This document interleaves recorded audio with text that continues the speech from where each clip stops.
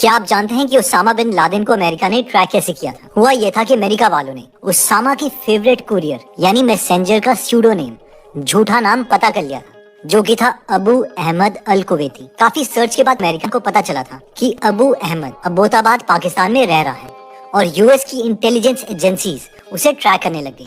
इन agencies ने देखा कि अब्बोताबाद में एक बहुत ही बड़े घर में रह रहा है, लेकिन जब भी इसे फोन में बात करनी होती थी तो ये घर से 2.5 घंटे दूर ट्रैवल कर फिर मोबाइल फोन में बैटरी डालता और फिर फोन करता। एक बार अबू अहमद ने अपने दोस्त को दूर जाके फोन किया जिसे यूएस ट्रैक कर रहा था।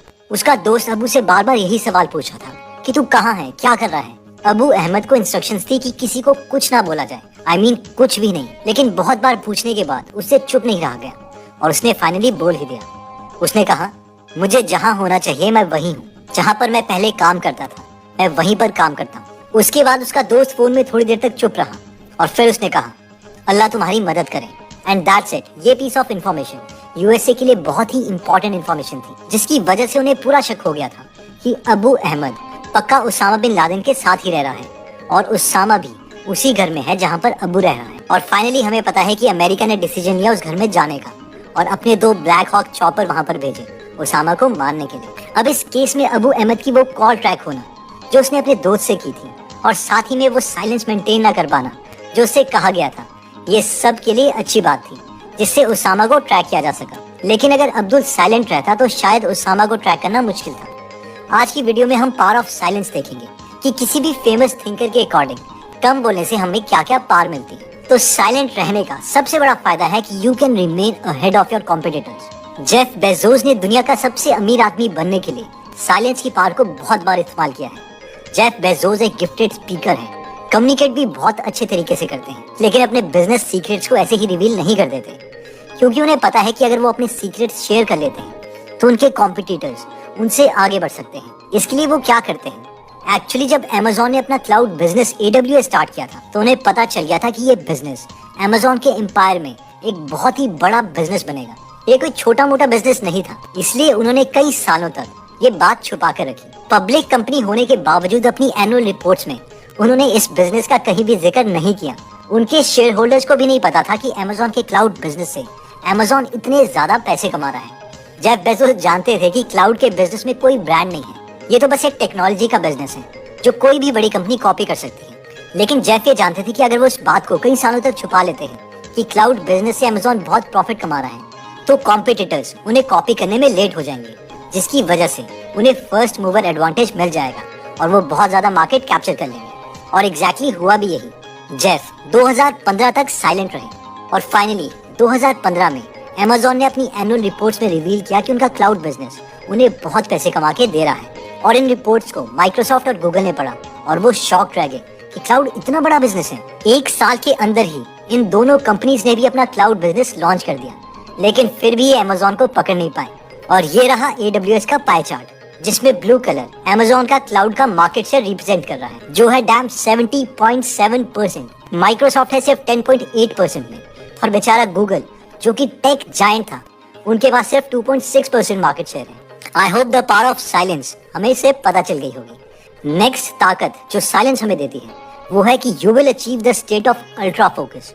क्या आप जानते हैं कि एक लड़का था जिसका स्कूल उसके घर से 1 घंटे की दूरी पर था और बस में जब सारे स्कूल स्टूडेंट्स एंजॉय कर रहे होते थे तो वो इस वक्त पर अकेले वो एक बस की सीट में बैठकर साइंस फिक्शनल बुक्स पढ़ता रहता था। और जब स्कूल की छुट्टियां होती थी तो वो बाकी बच्चों के साथ नहीं खेलता था, बल्कि चुपचाप जंगल में जाता, वहां से पॉन्ड के पानी के सैंपल्स उठा लेता, कभी कीड़े ले आता और उन्हें घर में आकर माइक्रोस्कोप के अंदर देखता। सब इस लड़के को बहुत ही अजीब सा मानते थे, लेकिन क्या आप जानते हैं कि ये लड़का बड़े होकर क्या बना? ये दुनिया का बेस्ट मूवी डायरेक्टर बना और उसने बहुत फेमस मूवीज बनाई जैसे कि एवेटार, टर्मिनेटर, ट्रू लाइज और इवन टाइटैनिक भी।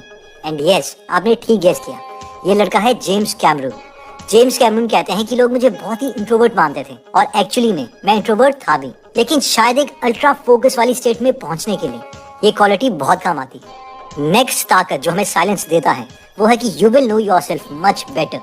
एक बार एक इंसान गौतम बुद्ध के पास आया जिसके मन में लाइफ से रिलेटेड बहुत से सवाल थे। उसने आके भगवान बुद्ध से कहा कि मेरे मन में बहुत से सवाल हैं जो मैं आपसे पूछना चाहता हूँ, क्या तुम मेरे सवालों का जवाब दे सकते हो? इस पर भगवान बुद्ध ने कहा, हाँ मैं तुम्हारे हर सवाल का जवाब दे सकता हूँ, लेकिन मेरी एक शर्त है। इस पर उस इंसान ने कहा, मैं इतने सालों से इन सवालों का जवाब ढूंढ रहा हूँ। आपकी जो भी शर्त है वो आप मुझे बता सकते हैं। इस पर भगवान बुद्ध ने कहा कि देखो, मेरी ये शर्त है कि तुम्हें अगले 2 सालों तक इस पेड़ के नीचे चुप रहना पड़ेगा। अगर इन 2 सालों में तुमने कुछ भी बोला तो मैं तुम्हारे सवालों का जवाब नहीं दूंगा, लेकिन अगर तुम 2 साल तक चुप रहे तो मैं तुम्हारे हर एक सवाल का जवाब देता रहूंगा जब तक तुम सेटिस्फाई नहीं होंगे। ये सुनकर वो इंसान सोच में पड़ गया। इस पर भगवान बुद्ध ने कहा कि देखो, जो ये इंसान है इसके मन में भी कुछ साल पहले बहुत से सवाल थे और इसे भी मैंने 2 साल तक चुप रहने के लिए कहा, जिस पर सामने बैठा इंसान मुस्कुरा पड़ा। भगवान बुद्ध ने कहा, तो क्या तुम्हें मंजूर है? इस पर वो इंसान हिचकिचाया और फाइनली उसने कहा, ठीक है, मैं आपकी इस शर्त को मान लेता हूँ, लेकिन मुझे 2 सालों बाद अपने हर सवाल का जवाब चाहिए होगा। इस पर गौतम बुद्ध मान गए। 2 साल तक उस इंसान को टाइम का पता ही नहीं चला। शुरू में तो वो बहुत बोर हुआ, लेकिन फिर मानो उसे स्वर्ग ही मिल गया। लेकिन गौतम बुद्ध टाइम को नोट कर रहे थे और 2 साल होते ही वो उस इंसान के पास गए और बोले, 2 साल हो गए हैं, तुमसे जो मैंने वादा किया था वो मैं पूरा करूंगा। अब तुम्हारे मन में क्या क्या सवाल है? तुम्हारे मन में जो भी सवाल है तुम मुझसे पूछ सकते हो। इस पर वो इंसान बहुत शांत होकर बोला, मैं समझ गया हूँ कि आपने मुझे 2 साल तक चुप रहने के लिए क्यों बोला था। मैं खुद को समझ गया हूँ और अब मेरे मन में कोई सवाल नहीं है। मुझे शांत रहकर हर सवाल का जवाब मिल गया है। साइलेंट रहने का नेक्स्ट सबसे बड़ा फायदा है कि you can put yourself in danger. Jack Ma बहुत ही फेमस हो रहे थे, वो सेलिब्रिटी से भी मिल रहे थे, जैसे कि Tom cruise, president Trump, even president Obama से भी मिले, बट एक गलती कर बैठे, पावर ऑफ साइलेंस को भूल गए। ये वो स्पीच है जिसमें अलीबाबा के को फाउंडर जैक मा ने चाइनीज गवर्नमेंट से डायरेक्ट पंगा ले लिया। उन्होंने कहा चाइना में यूजलेसली बहुत रेगुलेशंस लगा रहे हैं, बहुत ही पुरानी थिंकिंग है यहाँ। इस स्पीच के बाद हम सबको पता है कि जैक मा गायब हो गए थे। एनीवेज, 3 महीने के बाद जैक मा नजर आए। इस बार वो एकदम चुपचाप थे। उन्होंने बस टीचर्स को एड्रेस किया और चले गए। ये चाइनीज गवर्नमेंट का मैसेज भी था कि यहाँ के बिजनेसमैन चाइनीज गवर्नमेंट से पंगा ना लें और पॉलिटिक्स में इंटरफेयर ना करें। वहाँ के बहुत ही ऐसे बिजनेसमैन पावर ऑफ साइलेंस को जानते हैं और अपना काम से काम रखते हैं। For example, Chinese company Tencent के फाउंडर पोनी मा बहुत ही शॉर्ट इंटरव्यूज देते हैं और चले जाते हैं। इतना ही नहीं, हमारे मुकेश अंबानी भी कभी भी ये नहीं दिखाते कि वो किसी पॉलिटिकल लीडर से आगे निकल रहे हैं। जब एक बार इंटरव्यू में इंटरव्यूअर ने उन्हें इंट्रोड्यूस करते हुए कहा कि हमारे साथ मुकेश अंबानी है, जो कि हिंदुस्तान के सबसे पावरफुल इंसान है, तो उस पर मुकेश अंबानी ने कहा, मैं अपने को सबसे पावरफुल इंसान नहीं मानता। नमस्कार, हमारे साथ देश के सबसे पावरफुल व्यक्ति है, नहीं नरेंद्र मोदी जी नहीं है हमारे साथ है मुकेश अंबानी जी। जब मैंने कहा कि सबसे पावरफुल या ताकतवर व्यक्ति हमारे साथ है, किस तरह से आप देखते हैं? आप मानते हैं? नहीं, मैं ये नहीं मानता हूँ, मैं आपको सीरियसली लेता नहीं। नहीं, मैं ये नहीं मानता हूँ, मैं आपको सीरियसली लेता नहीं। नेक्स्ट पॉइंट कहता है कि the first one two speak losers. Recently मेरे कुछ रिलेटिव्स प्रॉपर्टी देख रहे थे, जिसके लिए वो बहुत सारे ब्रोकर्स के साथ कांटेक्ट में आए। बहुत से ब्रोकर्स उन्हें रोज कॉल कर रहे थे कि सर, मैम, कौन सी प्रॉपर्टी आपको पसंद आ रही है, किसमें क्या क्या कमियां हैं, चलो एक अग्रीमेंट बना लेते हैं, डील करते हैं। सारे ब्रोकर्स स्कार्सिटी प्रिंसिपल का इस्तेमाल कर रहे थे और कह रहे थे कि सर, बस ये लास्ट प्रॉपर्टी है, बाकी बिक गई है। कोई डिमांड बढ़ा रहा था, सर जल्दी डिसीजन ले लेते हैं, 3 और फैमिलीज इसी प्रॉपर्टी को देखने आ रही है। और मुझे ये सारी ट्रिक्स पता थी, क्योंकि सारे ट्रिक्स रॉबर्ट चालिंदनी की book influence the psychology of persuasion में दिए गए हैं। लेकिन आप गेस कीजिए कि मेरे रिलेटिव ने प्रॉपर्टी किस ब्रोकर से ली। उन्होंने उस ब्रोकर से प्रॉपर्टी ली जो कभी भी खुद कॉल नहीं करता था। जब भी मेरे रिलेटिव उसे कॉल करते, तभी वो कॉल अटेंड करता और उस वक्त वो उन्हें बहुत अच्छे से ट्रीट करता और प्रॉपर्टी दिखाता, और वो बाकी ट्रिक्स भी यूज करता था। लेकिन सिर्फ उसके साइलेंस की वजह से सबको लग रहा था कि उसमें कुछ बात है। ऐसा लग रहा था कि वो ज्यादा इन चीजों की परवाह नहीं कर रहा। और फाइनली डील उसी ने क्लोज की और ब्रोकरेज फीस उसे ही मिली।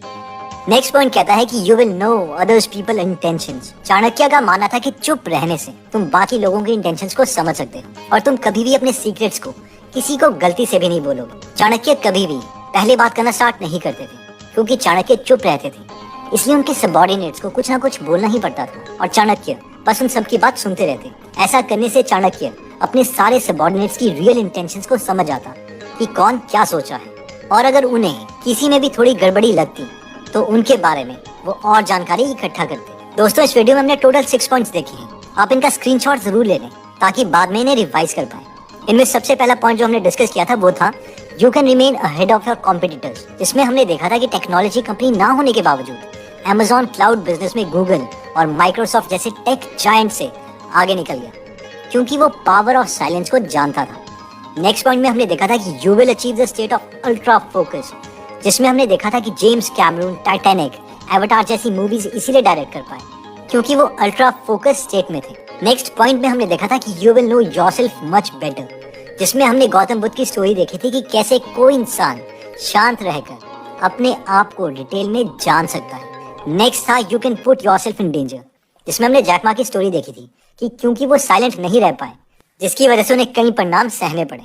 पर मुकेश अंबानी जैसे बिजनेस टाइकून्स जिनकी नेटवर्थ जैक मा से भी ज्यादा है, वो पावर ऑफ साइलेंस को समझते हैं और जितना रिकॉर्ड है उतना ही बोलते हैं।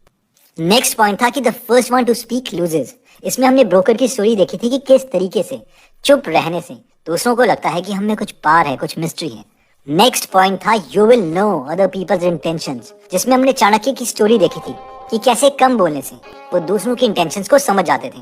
दोस्तों अगर आप साइलेंस से रिलेटेड